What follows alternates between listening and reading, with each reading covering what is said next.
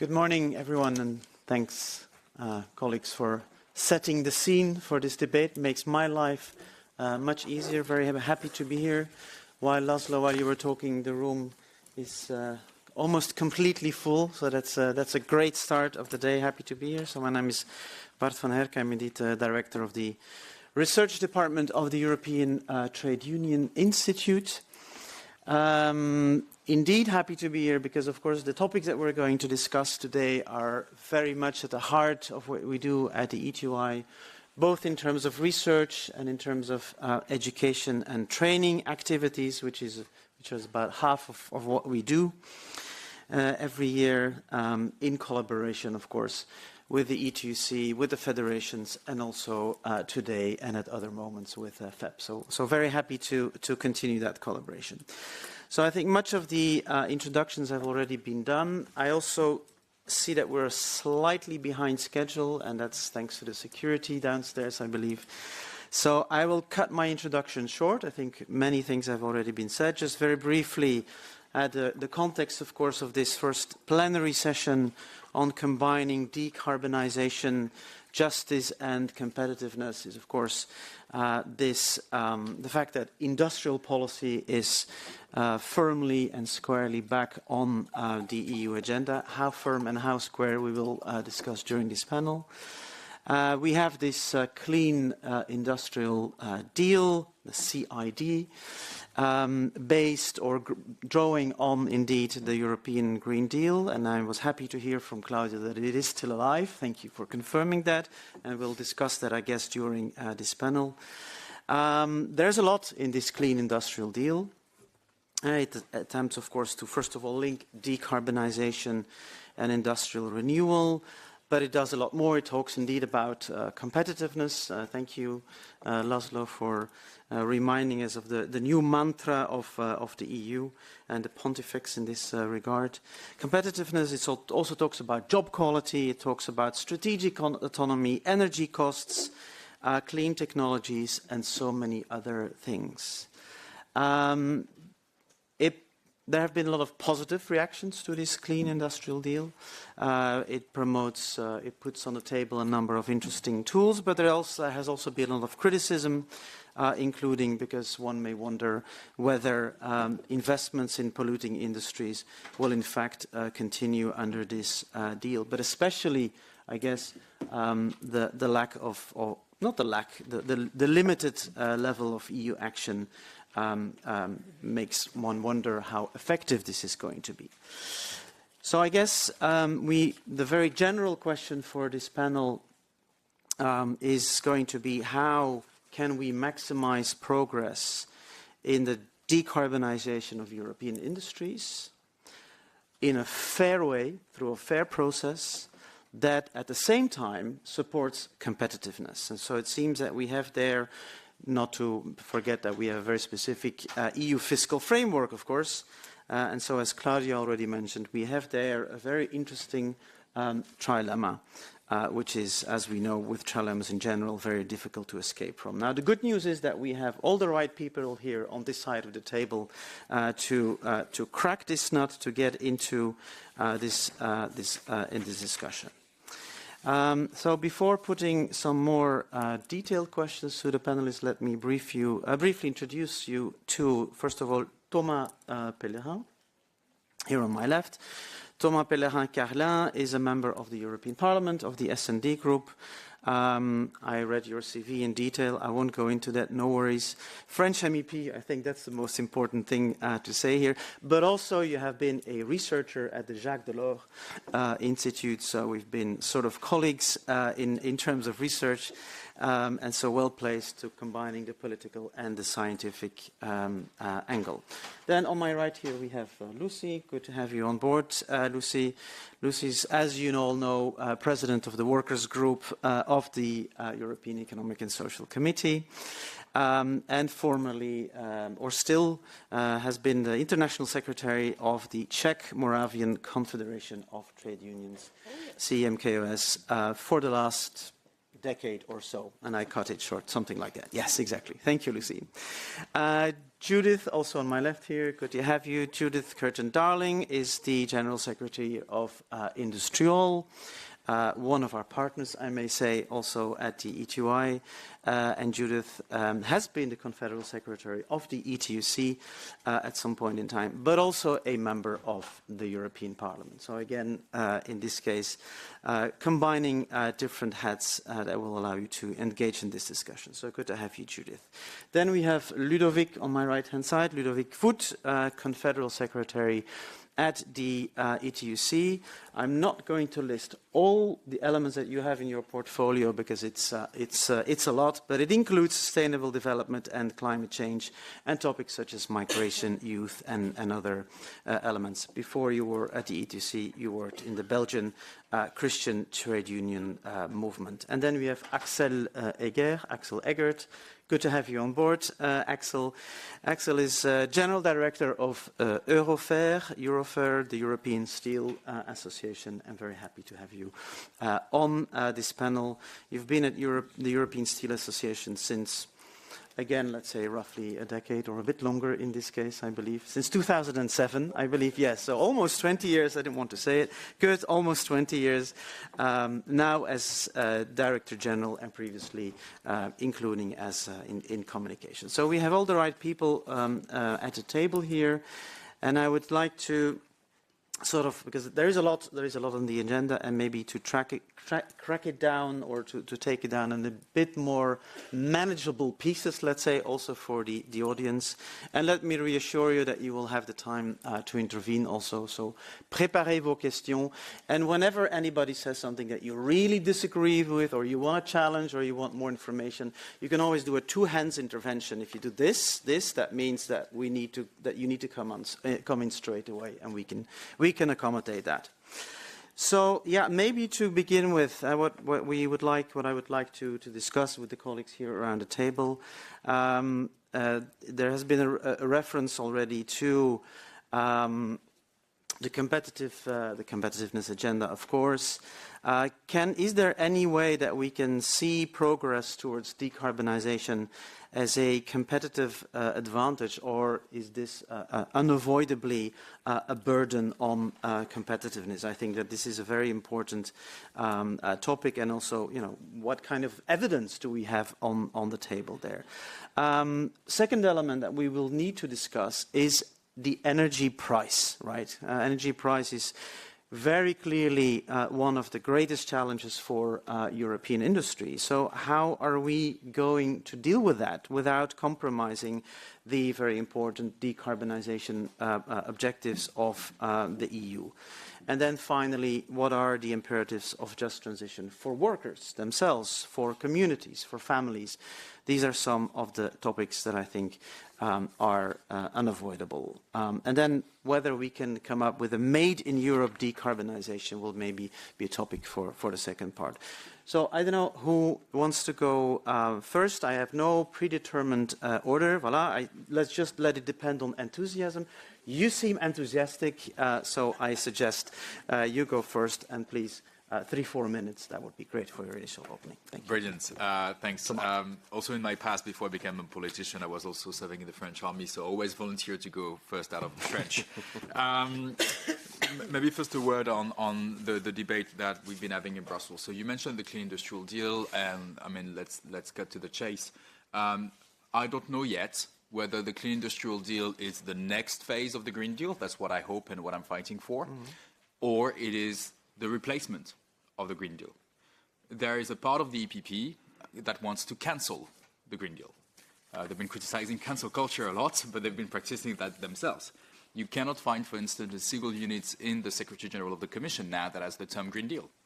It has been cancelled from even official elements in some parts of the Commission, not all. 2 or 3 weeks ago, we were listening to Ursula von der Leyen delivering the State of the Union. And when von der Leyen was speaking, she spoke about the Green Deal, and she spoke about the Clean Industrial Deal as the, let's say, Green Deal 2.0, the next phase. And I think that's the right way forward. After von der Leyen ended a speech, Manfred Weber started to speak, The first political group that he did attack was us, Social Democrats, which is an interesting choice given the geopolitical pressure that Europe is facing. So we don't know yet what's happening. So what can we do to make sure that all the democratic forces in Europe understand that the clean industrial deal is vital for many things, one of those being competitiveness, because obviously even if speaking about the competitiveness of the EU makes little sense, as Laszlo said earlier, that is what is in the mind of many of my colleagues. They really believe that a continent can be competitive, which is, a philosophical debate, I guess. To be very practical, to make sure that some of our industrial ecosystems have a lot of competitive companies, we need to have policies that nurture those industrial ecosystems. And here, clean tech is absolutely vital. It is vital because we Europeans, we failed to, lead the tech revolution. We led that to the US and China. And if you have a phone that has a majority of apps that are European, tell me. Essentially, the choice that we have, because of 25 years of procrastination when it came to digital, is a situation where the freedom of choice for the European is to be either enslaved by Chinese or enslaved by Americans, which is not a right place to be.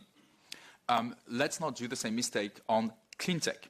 Clean tech are electrolyzers, heat pumps, batteries, wind power components, all those elements that are vital. And we need Europe to lead not only for jobs in Europe, but also because we are the only democratic place on earth that is able to manufacture those elements at scale in order to save humanity from climate chaos.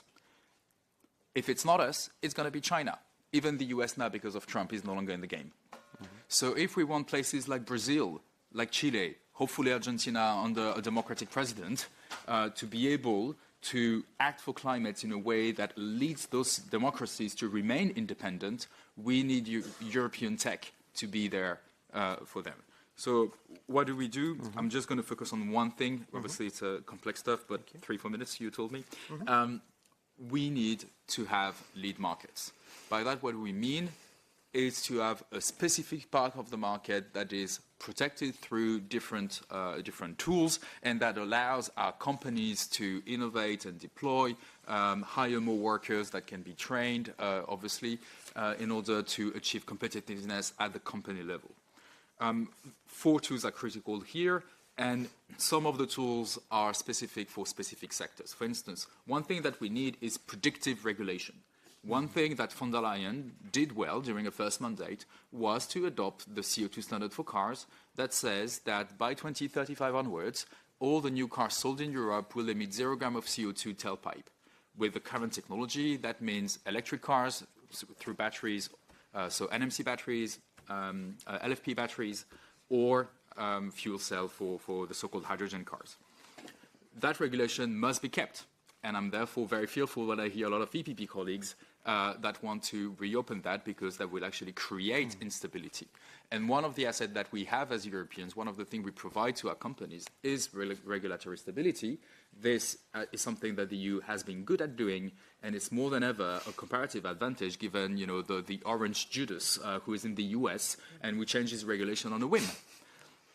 The second thing that we need in some of the sectors where regulation is not sufficient or not palatable politically because of social acceptance, we need finance. And one of the elements there is to have a long-term public investment plan. What I think would be a good social democratic way to approach the Green Deal is, and Laszlo already said that, but to have an investment plan, but an investment plan that looks at the long term. What is the 10-year investment plan that we have?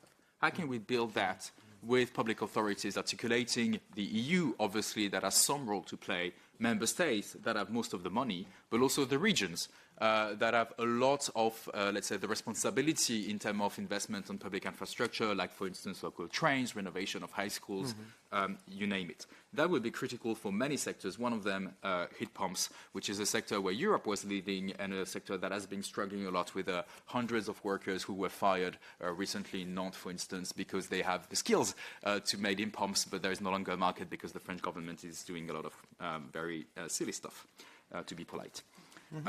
Third element, spatial planning. We have some sectors, especially offshore wind, where the really bottleneck that we have now is not like public support or whatever. It is spatial planning. Offshore wind, I mean, I've visited an offshore wind production site myself in Fécamp, in my home region of Normandy. It takes a lot of space. If you want to be able to have an industrial ecosystem with companies that can invest and young people that choose to work in those sectors, you need to give them a 10 to 20-year vision. You need to tell them there is already an offshore wind place here, but there will be another offshore wind park in 5 years over there, and in 10 years over there, and in 15 years over there. And we need to do that at the European level. Otherwise, we're going to have member states that are going to bicker. And I'll say that in Belgium, the Belgians need to make sure that this happens at the EU level. Otherwise, the French government is going to try to screw them. So yeah, final point, trade. We need both offensive and defensive tools. We need an offensive tool, and that's a good thing from the Clean Industrial Deal. It's the so-called CTIP, so the Clean Trade and Investment Partnership. It's not a free trade agreement. It's an investment partnership between developing countries and the EU. One has been ratified with South Africa. We need to do more there, and we need to prioritize democracies.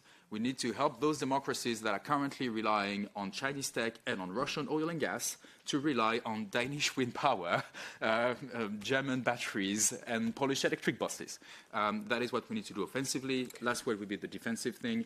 We need trade measures to protect ourselves. That is especially critical if we want to ensure that our steel industry can continue to produce in Europe and invest to decarbonize. Excellent. Excellent. Merci beaucoup, Thomas, also for volunteering to go first. I noted 4 points: the importance of predictive regulation, finance, spatial planning, and trade, very important points. And you referred, of course, to clean tech. Now, I couldn't help noticing, when I was thinking about how we organize, in what order the debate, I noticed a body language in Ludovic at the moment, where you talked about whether the Green Deal has now been replaced by, whether the Clean Industrial Deal has now been replaced by the Green Deal. I saw you very nervous, Ludovic. But maybe I'm mistaken. But would you like to go next and comment on these points, please? And then we'll turn to Lucie with the question about the imperatives for just transitions for workers and communities, if you would like to comment on that. Please, yep. Ludovic.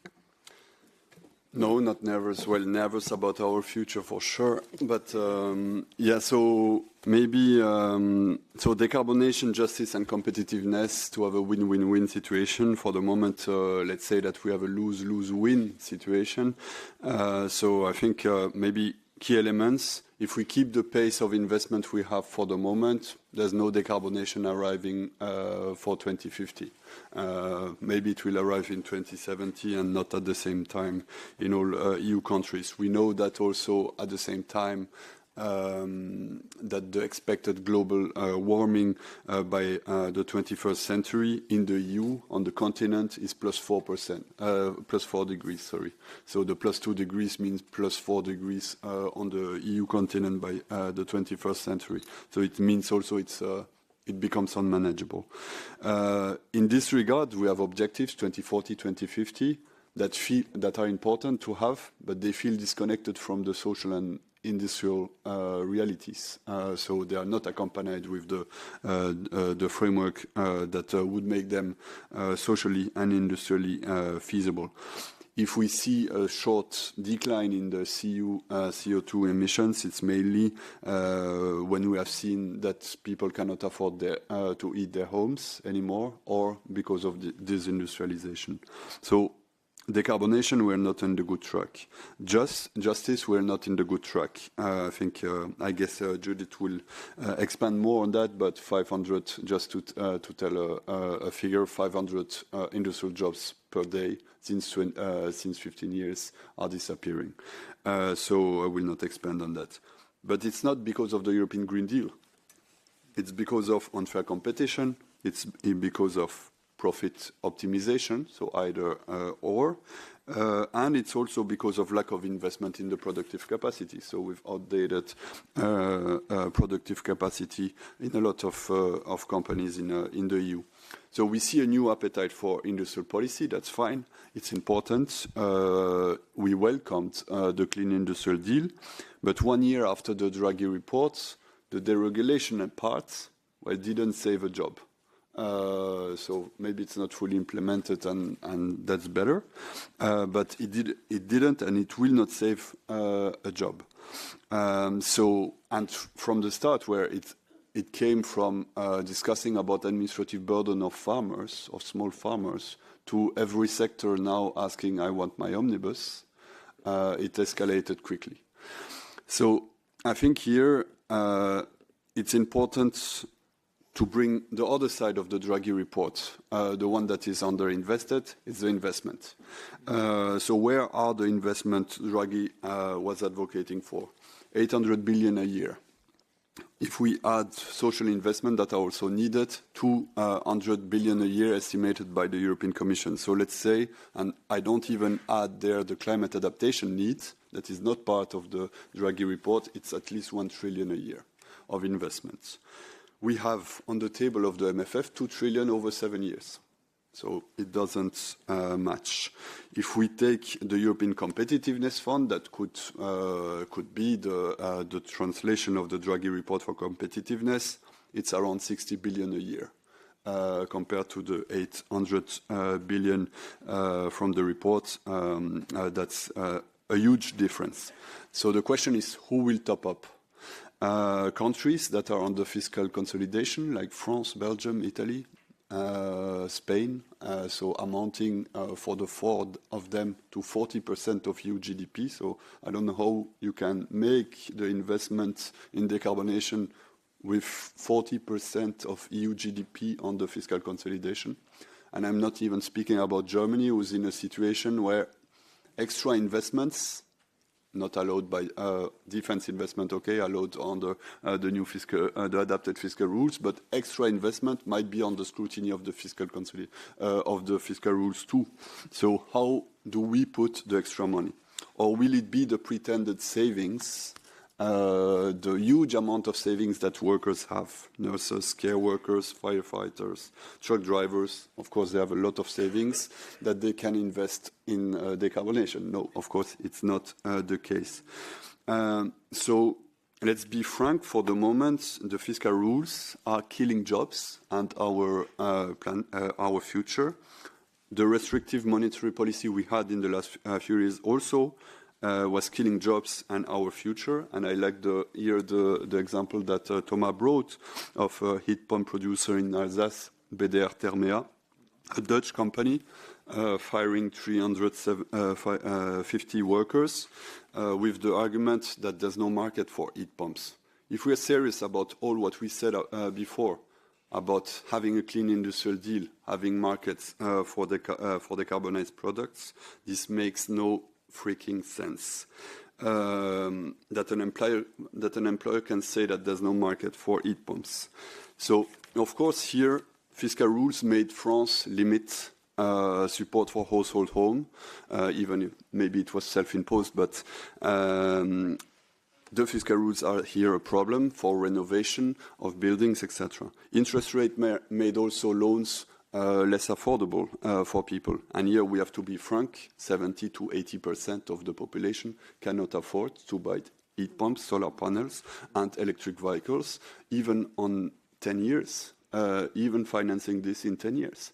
So do we have the right fiscal and monetary policy? No.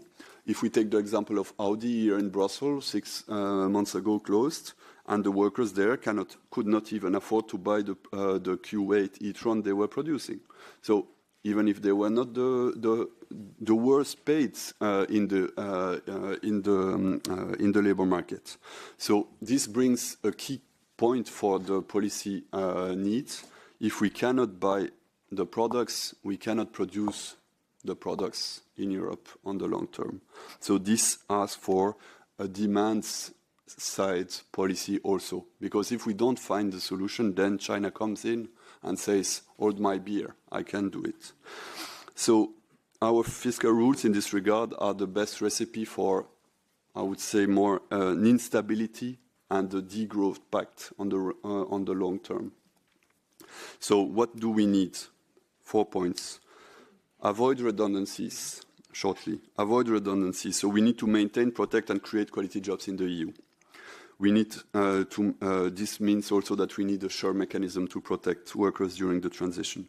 Second, we need place-based industrial policy for all regions, not only for those who can innovate the most, not an industrial policy of the survival of the fittest. Every region, every sector can and must have the tools for an industrial policy. This would bring a concrete reality to the freedom to stay of Enrico Letta. Third, get rid of the restrictive fiscal rules. Build an EU investment facility that would help, because even without the fiscal rules, most of the EU countries could not put the money to make the necessary investment, and also allowing making sure that social conditionalities are applied all over the financing tools. But finally, fourth, workers' rights need to be reinforced in the transition. We need for this a just transition policy framework, including a just transition directive, to anticipate and to avoid redundancies, to be in a situation where we don't need that we can anticipate and plan the necessary upskilling, reskilling of workers in order to avoid to the most possible the redundancies. And for this, we are still waiting. From the Clean Industrial Deal, the chapter on quality jobs mentions that the Commission wants to work on a framework on restructuring. So we are waiting there to have this proposal. So I think to conclude, it's important there to build. These 4 points are important to build trust, to fight the fears, to take this toy back from the far right, because they exploit these fears. They exploit the wave of social hunger, but only by offering more deregulation and more for competitiveness, while turning their back on the decarbonation and justice side of the question. So we must ask for sure to the other democratic forces, the right wing and the center, where will they stand in this regard? It's important to make decarbonation socially feasible. Thank you.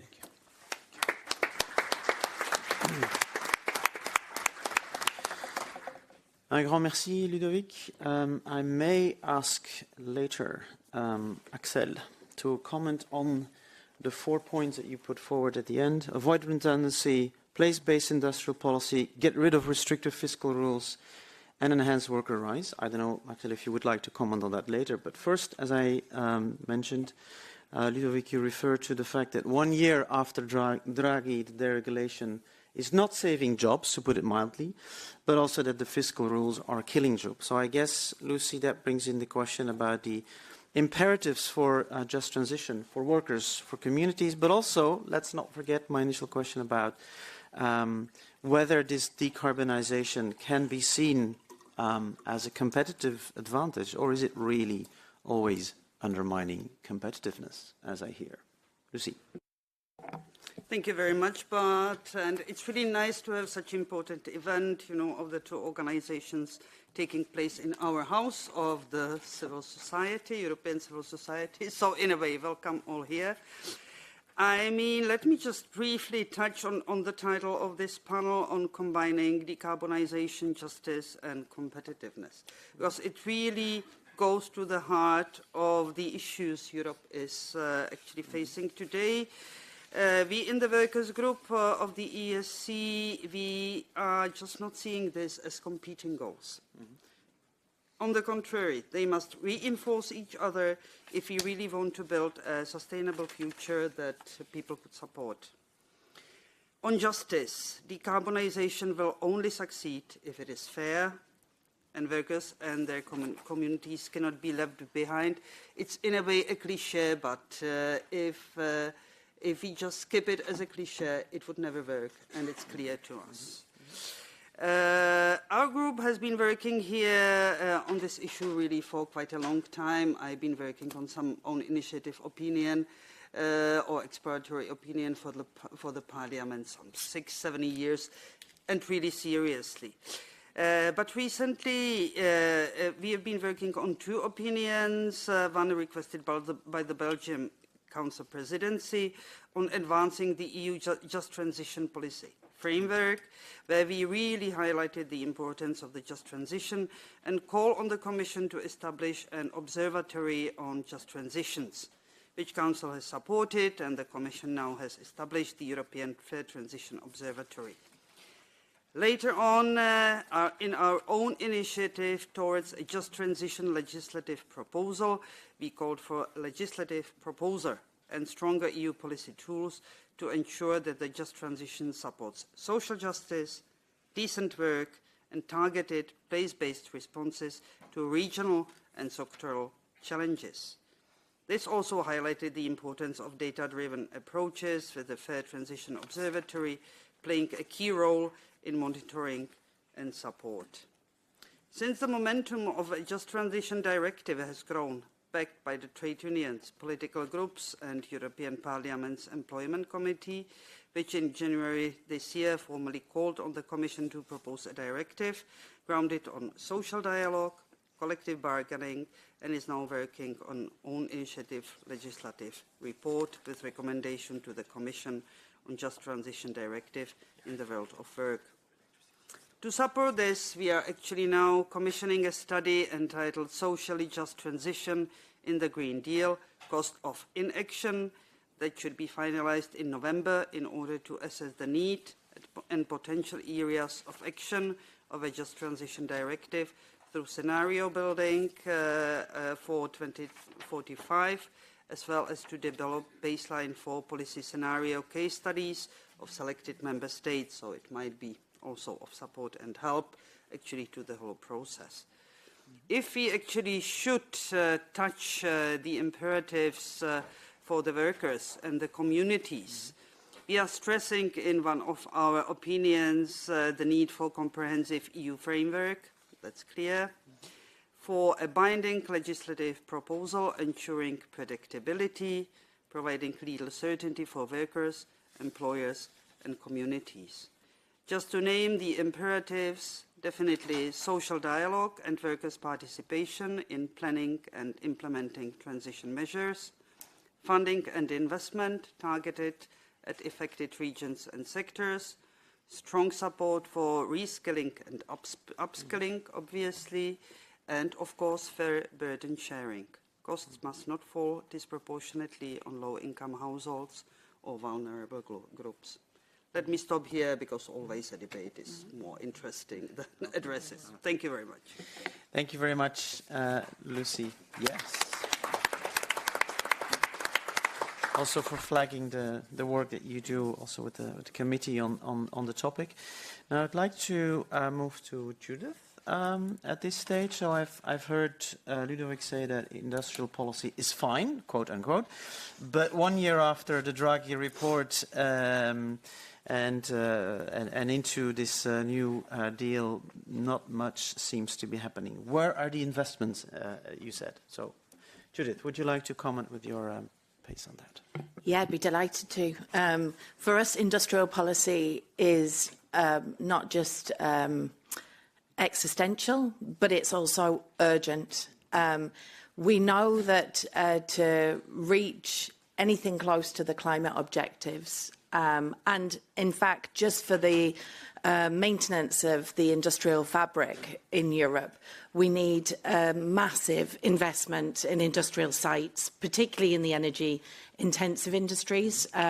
Agora Energiewende put out a report a few years ago saying that half of Europe's steel plants have to be renovated or upgraded by 2030.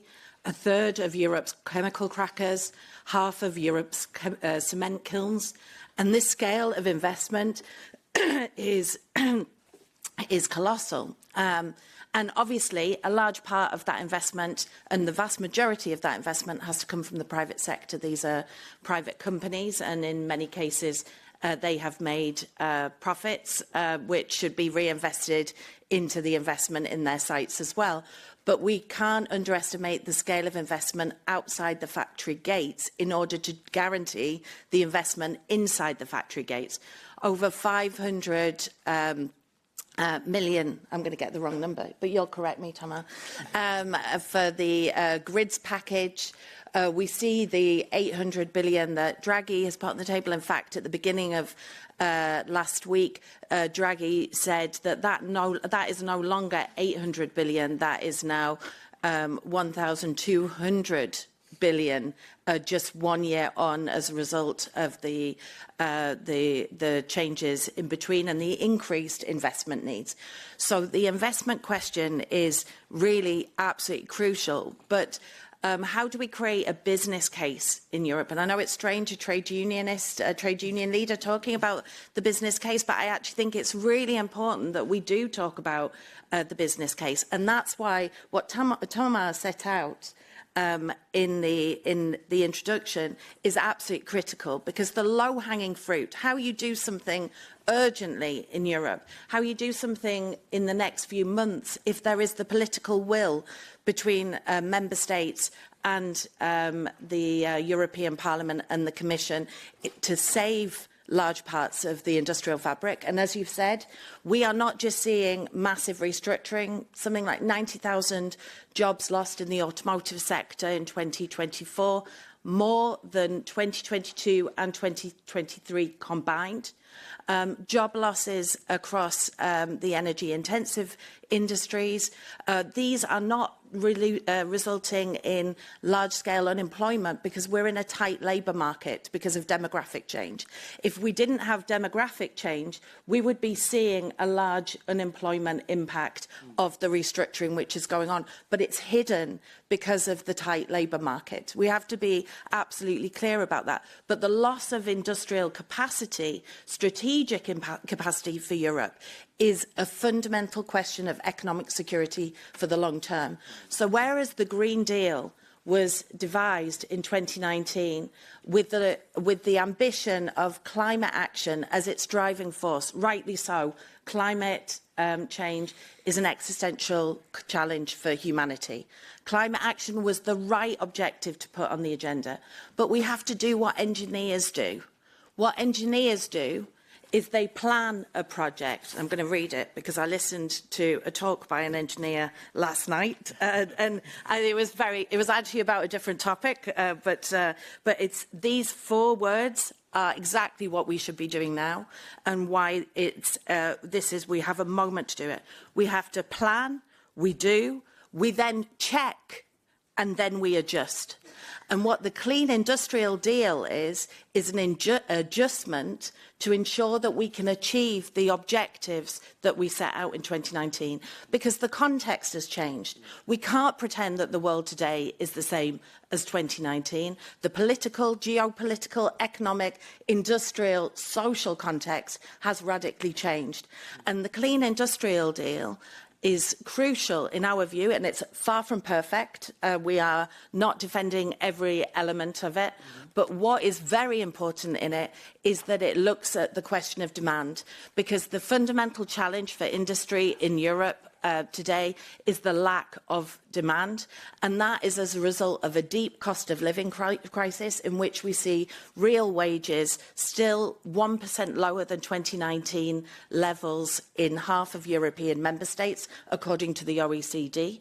And that's where this agenda about lead markets, tying that up with, and we've been on many discussions, FEPS and FES discussions in the past, of how we tie that together with a social policy objective, whether it's through social leasing programmes, much more assertive agendas in terms of supporting regions under pressure and vulnerable parts of society under pressure in this transition. This is how we tie up an industrial agenda which keeps jobs in existing industries, allowing them to transform, creates jobs in the new industries, allowing them to grow, and no industry, or very few, maybe there are a few dot-com industrial industries in the north of Sweden, but very few industries come out of with no link to existing industries. So we need to allow existing industries to transform, promote the development of strategic core technologies, as was laid out in the Net Zero Industry Act, the core technologies that we need for the future, and within a comprehensive, proactive industrial policy, which is not words on paper, but is concrete actions, bringing in the different policy levers that we have, whether it's standardisation, setting targets, public procurement, fiscal measures, support through Made in Europe provisions. We're not just talking about geography. We want to talk about quality, and that's why social conditionalities are so important to us, because tying an industrial policy to social conditionalities is about tying it to an agenda which is about social quality and about the quality of the labour market and about increasing and ensuring that decarbonisation really delivers that fair transition. Finally, just maybe to say that it was mentioned, but it's really critical in this is the question of energy and affordability and affordable energy. And there will be very difficult political conversations to be had about how we have an energy transformation which ensures affordable prices for industries in transformation, the massive electrification of industries at the same time as we are pushing for the electrification of cities, the electrification of transport, and all of the increased energy needs that we have. And at the moment, one of the challenges that we face, and I think I feel like I'm in a safe space. I'm not sure Axel does, but I feel like I'm in a safe space here. But there is a lot of ideology in the debate at European level. There is a lot of polarisation of people in trenches fighting one side of the other, and there are sacred cows at European level. And if we want to actually tackle this industrial policy in a comprehensive way, then we have to be willing to look at sacred cows around energy market regulation, for example, and price tagging between electricity and gas prices. We need to be able to look at sacred cows around trade policy, around Made in Europe. We need to be able to look at sacred cows when it comes to some of the liberalisation policies and the role of the state in industry. Very interesting for us that the European Commission, it's my last point, it's maybe one of the smallest steps, but most dramatic steps. Last week, I was in 2 weeks ago, I was in the strategic dialogue on the automotive sector, looking at how we avoid losing the small but important battery sector that we have in Europe and avoid that we lose any more ground in that sector. And in the discussion about the battery booster, the idea of public equity has been put on the table. This, in a way, is a big, what's the river? What's the famous river? Shit, sorry. The Rubicon. Always going to go. This is a Rubicon in European industrial policy thinking. I mean, we need to be thinking creatively, and we need everybody around the table to do that thinking. The workforce, the employers, public policymakers at different levels, the regions, in order to really develop that industrial policy framework. But we need to do this quickly because the urgency is really there. Thanks.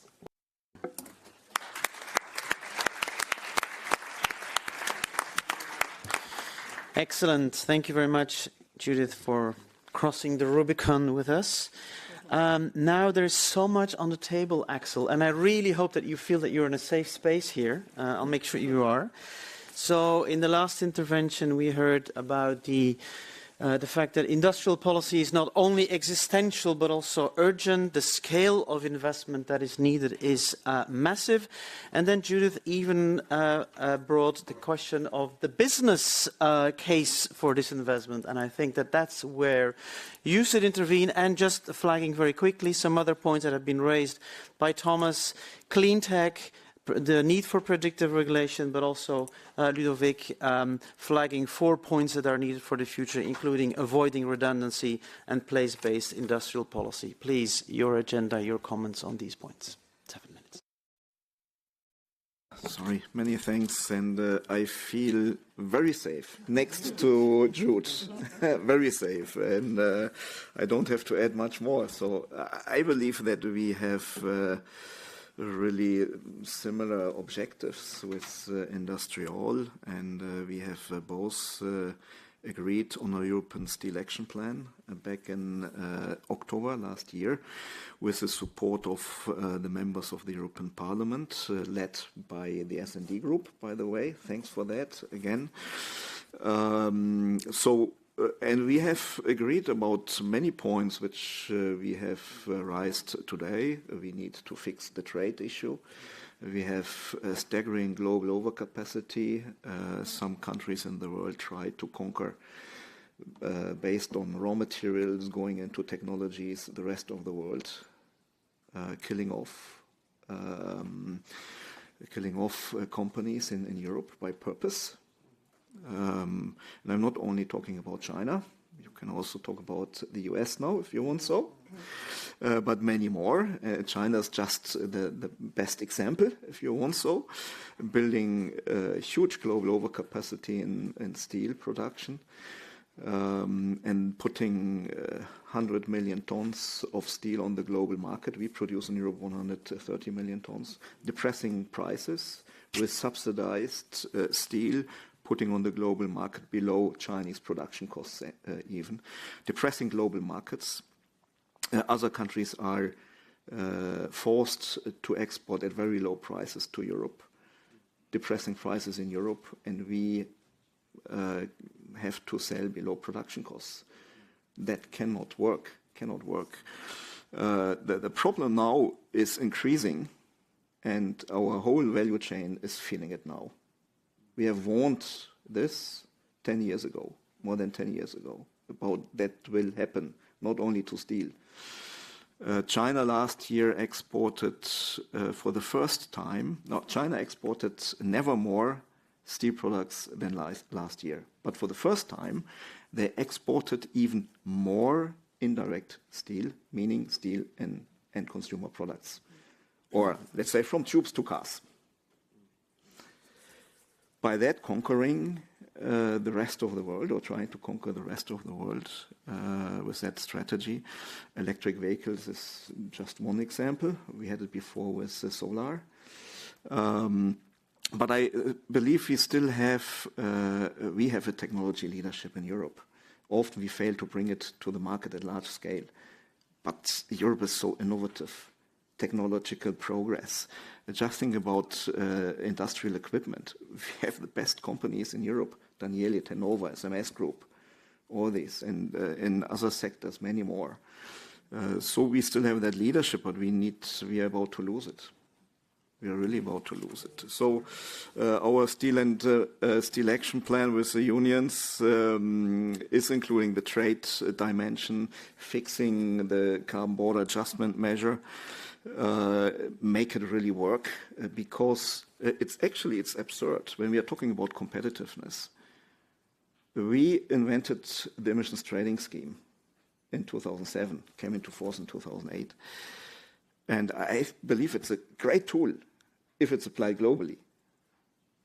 We have, however, forgotten to make sure that the imports should also pay carbon costs. I mean, we are shooting our own foot when we say European producers pay carbon costs, have to invest in the transition, which I fully agree, but the problem is, if the imports are not doing that, they are coming at lower prices.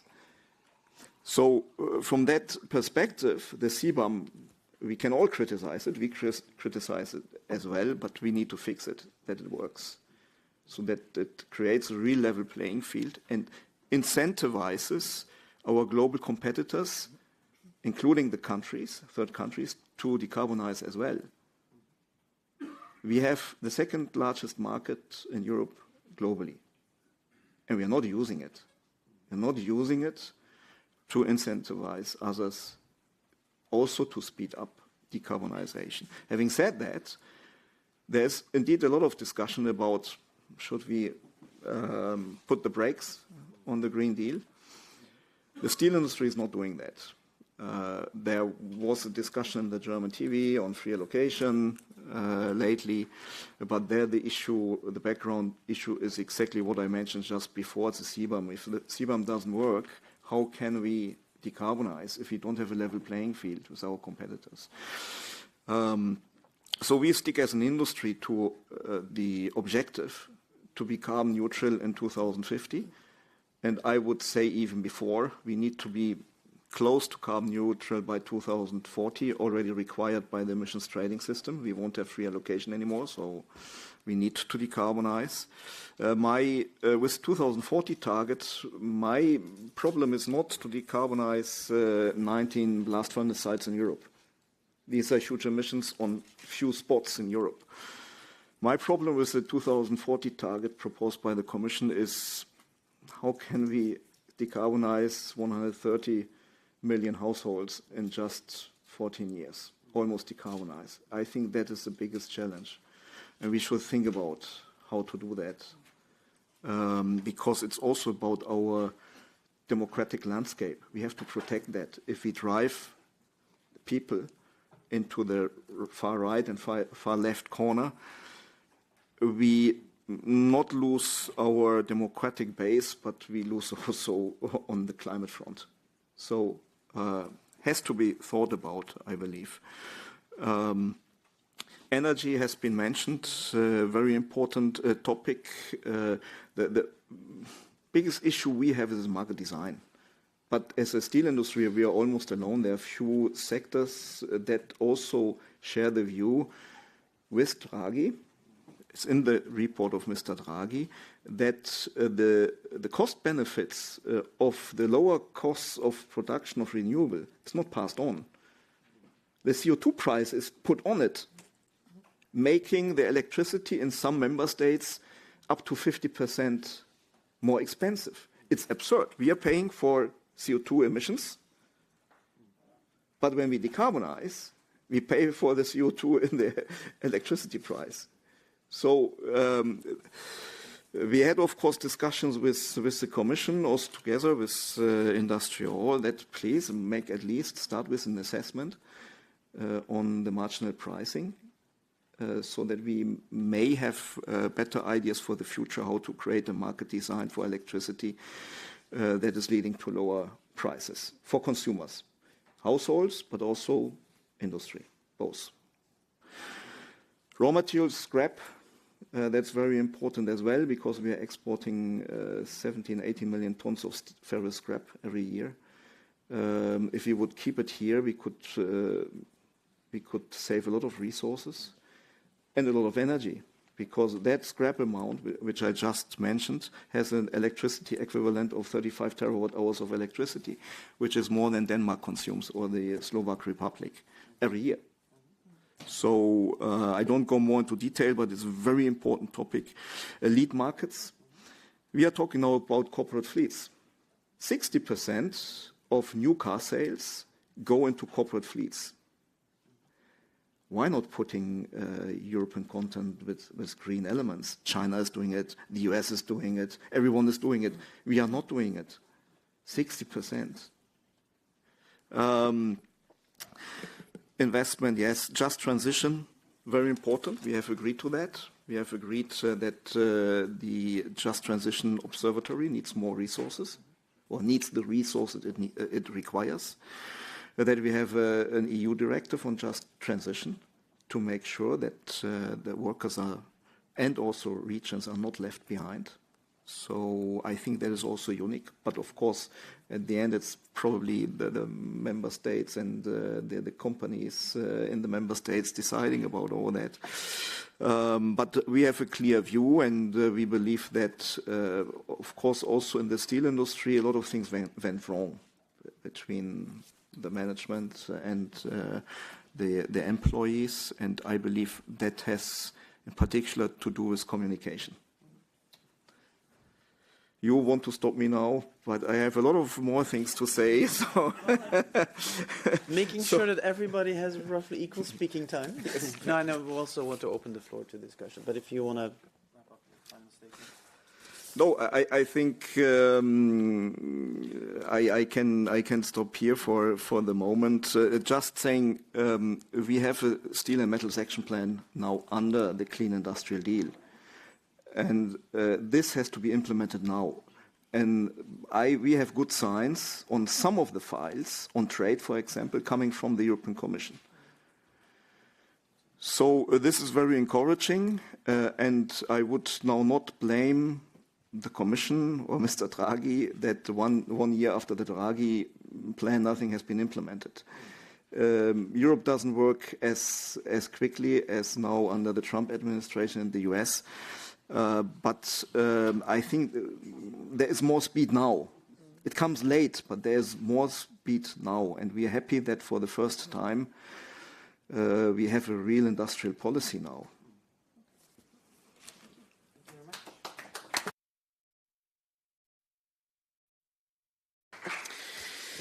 Thank you very much, Axel. Now, at this point, I would like to open the floor. Also, by the way, thank you for bringing the key political elements with regard to democratic accountability and the decarbonization of households. I think this is a key point, and also discussing the issue of energy prices.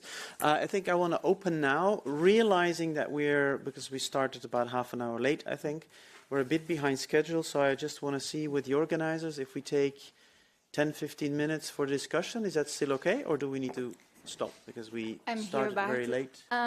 So yes, we can take till 11:15. Yeah, but okay. I do That's think that MEP Thomas Pellerin-Carlin has to leave. Yes, exactly. So right that's why I wanted to say thank you so much for that. So if there are any two hands intervention, a question or two questions for Thomas, I will take those first, and then we will have questions for the colleagues. So please, the two gentlemen, if you can say very briefly who you are and a very brief question, so that there is still 2 minutes to respond.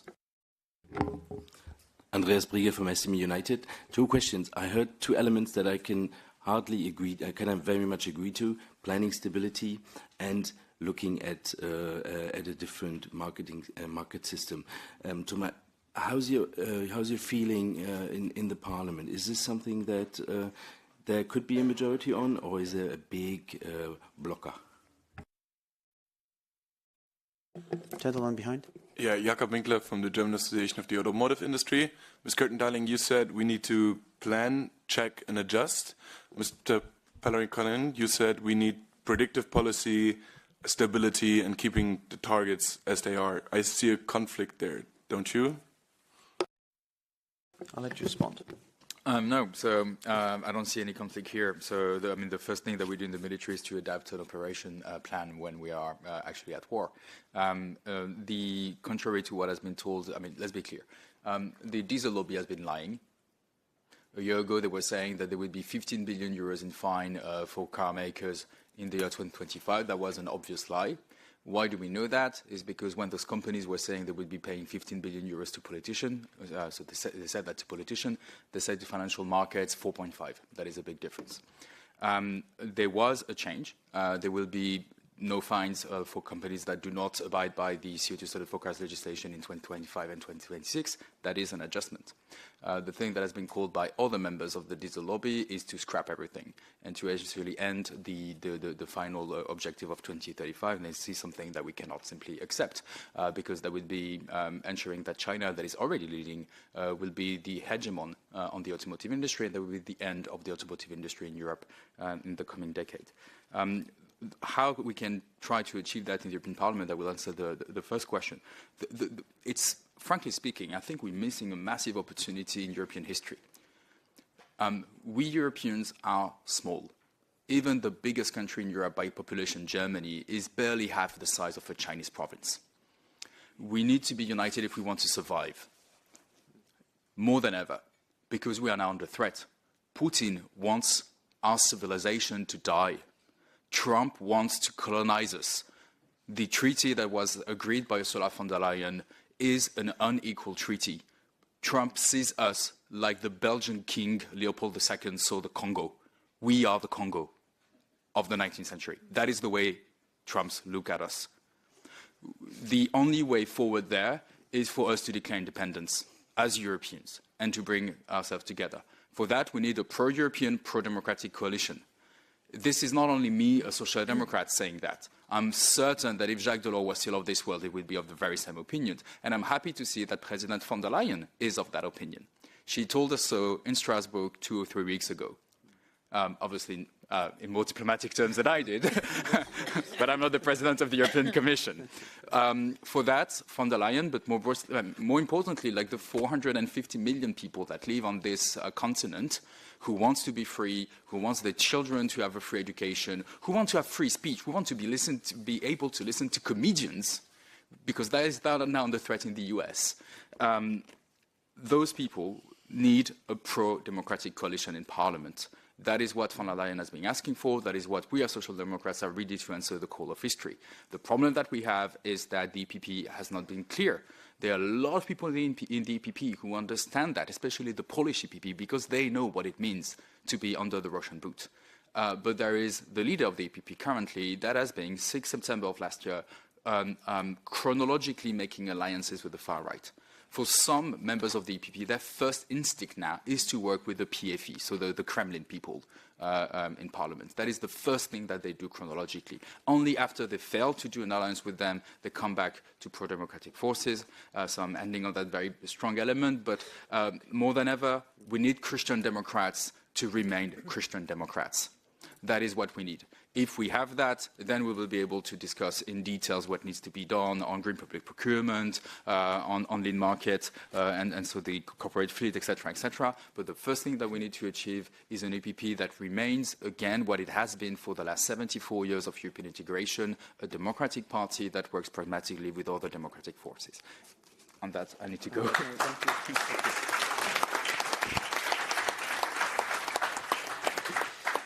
Un grand merci, Thomas. À une prochaine.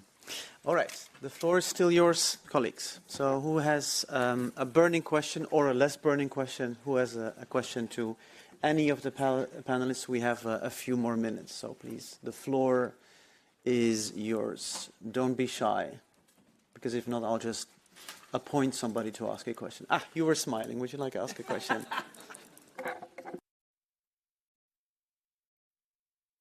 Please, sir. Thank you. I'm Johan Hall from Trade Union Confederation, LO in Sweden. I was just curious, this discussion, just to understand it, because they talk about decarbonisation and expensive energy prices. And at the same time, we know that the carbon-free energy is the cheap one. So I suppose the problem is the pace of the change into renewable energy, or is it something else that you're talking about when you talk about energy prices and decarbonisation as a dilemma? Thank you. Yeah, you are right. It's the pace. We are too slow. And others do not follow, and that's our competitive disadvantage. It's the time lag. 20 million tons of hydrogen were promised. We have none. So we have to be more pragmatic in the transition without losing the target out of our eyes. And I give you an example. When you go from blast furnace-based, coking coal-based steel making, very large emissions, to decarbonized steel making, you need to switch over the technology. But we are asked to switch over immediately to hydrogen. While we could already, by using, if we don't have the hydrogen in quantities and in prices available today, why not moving first to natural gas? We can reduce the emissions from the blast furnace route by 65% or more already with natural gas. Of course, it's more expensive than coking coal, which has a global price. But it is much, much less expensive than today hydrogen. The good thing is that with the technology we are will apply, we can blend in more and more hydrogen according to availability and price. So you can dilute the price with starting with a small amount of hydrogen. So, but we are not really allowed to do it. So we need that perspective. And by the way, and then I stop. We are already installing the capacity without having a business case. I was last week in Sweden. I saw 2 sites, construction sites. I will go this afternoon to Austria, where they will inaugurate the largest climate program in Austria at the steel plant. We are in Germany. We are going ahead, and in some other member states as well. So, but that is simply betting on the future. There is no business case today, so we still need the framework conditions for that to happen.